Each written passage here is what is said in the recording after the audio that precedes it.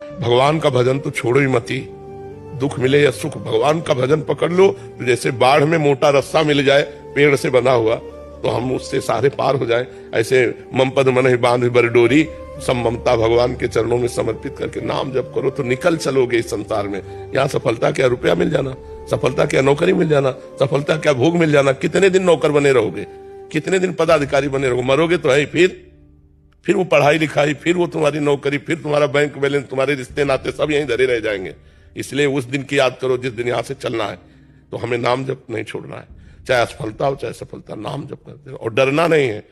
हमारे साथ भगवान है, जहां भी ले जाएंगे जैसे भी ले जाएंगे मंगल करेंगे। हम कैसे पहचाने अगर भगवान हमारे सामने आ जाएं?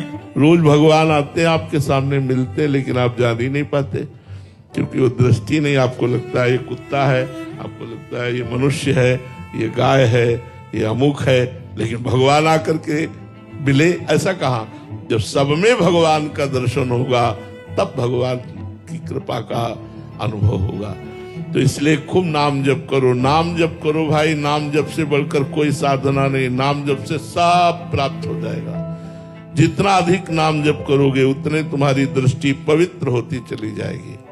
अगर कोई हमें आक्रमण कर रहा है, दुर्व्यवहार कर रहा है या ऐसा हमारे साथ प्रतिकूलता का व्यवहार कर रहा है, तो इसमें कर्ता का क्या दोष महाराज जी? उसको दंड विधान, जैसे कर्म से प्रेरित होकर के आप हमसे, हमारा कर्म आपको प्रेरित कर रहा है कि आप हमें मारो, हमारा प्रारब्ध है, तो आप विवेक के द्वारा रोक सकते हैं उसे। अगर नहीं रोके तो आप क्रियमाण के कर्ता भी बन गए, उसका तो प्रारब्ध भोग हो गया, आपका क्रियमाण बन गया, आपको दुर्गति भोगनी पड़ेगी। विवेक के द्वारा आए हुए वेग को रोका जा सकता है। हमारा प्रारब्ध है कि हम ये करें तो हम विवेक के द्वारा उसे रोक सकते हैं। प्रारब्ध इतना बलवान नहीं जितना विवेक बलवान है। विवेक भगवत प्राप्ति कराता है, विवेक सत्संग के द्वारा प्राप्त होता है, संतों के संग के द्वारा प्राप्त होता है। ऐसा नहीं कि मेरा प्रारब्ध है पिटने का और आप मुझे पीट रहे तो आप निर्दोष हैं। आप हमारे भारतीय कानून में भी दोषी हैं और भागवतिक कानून में भी दोषी हैं। दोनों में दोषी पाए जाएंगे क्योंकि आप विवेक के द्वारा रोक सकते थे। लेकिन देखो हमारी बात सुनो, एक दिन हमसे प्रश्न हुआ था सुख किसे कहते हैं और दुख किसे कहते हैं। तो हमारी तरफ से उत्तर हुआ था मूर्खता को दुख कहते हैं और ज्ञान को, विवेक को सुख कहते हैं। अगर आपके पास विवेक है, ज्ञान है और आप संतुष्ट हैं तो आप ऐसे संतों को देखा गया दिगंबर जिनके पास वस्त्र भी नहीं है और देवराजेंद्र भी सेवा के लिए ललचाते हैं और बेपरवाह है।